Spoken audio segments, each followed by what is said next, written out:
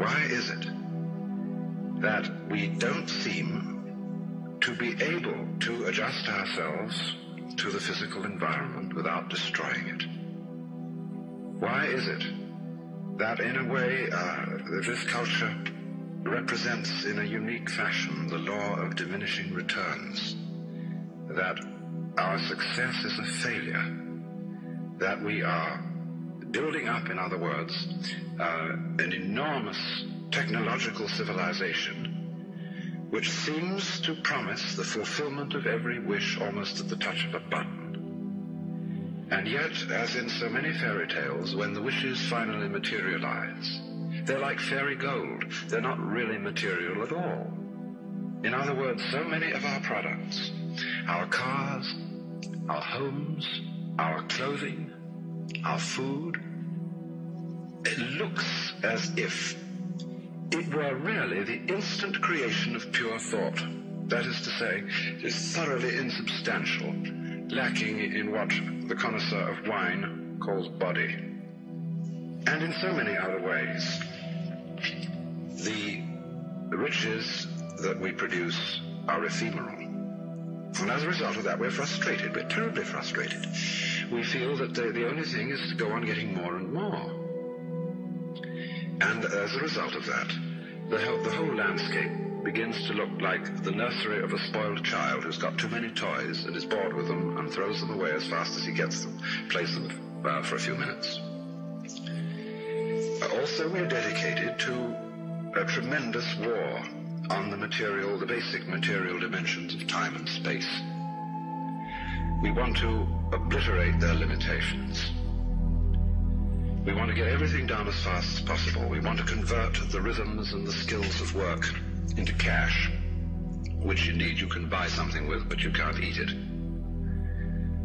And then rush home to get away from work and begin the real business of life, to enjoy ourselves.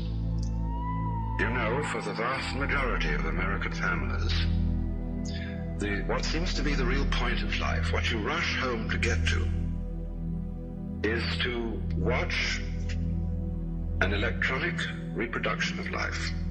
You can't touch it. It doesn't smell, and it has no taste. You might think that people getting home to the real point of life in a robust material culture would go home to a colossal banquet or an orgy of lovemaking or a riot of music and dancing. But nothing of the kind. It turns out to be this purely passive contemplation of a twittering screen.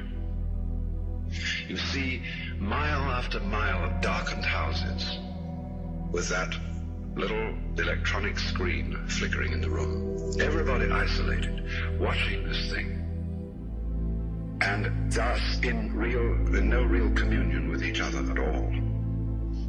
And this isolation of people into a private world of their own is really the creation of a mindless crowd. And so we don't get with each other, except for public expressions of getting rid of our hostility, like football or prize fighting.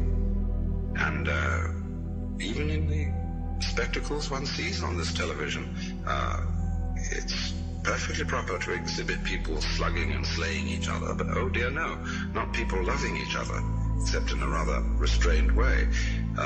One can only draw the conclusion that the assumption underlying this is that expressions of physical love are far more dangerous than expressions of physical hatred.